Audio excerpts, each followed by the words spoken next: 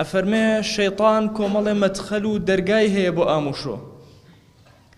درقا كاني دابخة همو كاتي الشيطان تكوت كردو و بندت كردو درقا كاني شيطان همويان ظاهرين شكا ناراحترين درقا لحياة إنسان أوي لروي دالغا وكونترولي خويكا لروي فكرة وكونترولي خويكا نا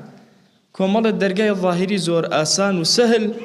كنترولك لحياتي خوتا رايان قرا لحياتي خوتا شيطاني خوتا بستوتو أفرمي يكم مدخل يكم درقابو ويك الشيطان هيرش أهيني بوتو كشيطان لو ريوة تو كنترول أكا بريتيا للزور خوري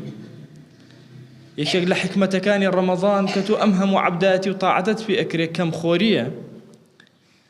أفرمي زيادة خوري لحياتي إنسانا درقايكي والاي بو الشيطان كلوي والتمالي أكاد وهاي لي أكاد تواناي طاعت عبداتي النبي إما كاتك أخوين وبأمري خوا أخوين كلوا واشربوا بلان بهمان أمري خواش ولا تسرفوا أبي لزيادة الربي خوما راقرت به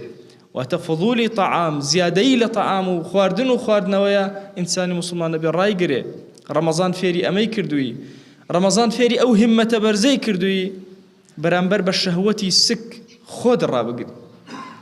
رحمتي خواه لإمام غزالي بأفرميه همو إنسانك دانج لسر سفرة شني خوار نيوي زياد أتواني رقبي كات النيوة هل لو لحظة ببيئوي بالتدرج راستوخو بكات النيوة هيش تأثير لحياتي ناكا حروكو أو كات أجي كتيري خواردو واتهميش النيوة زيادة خواردو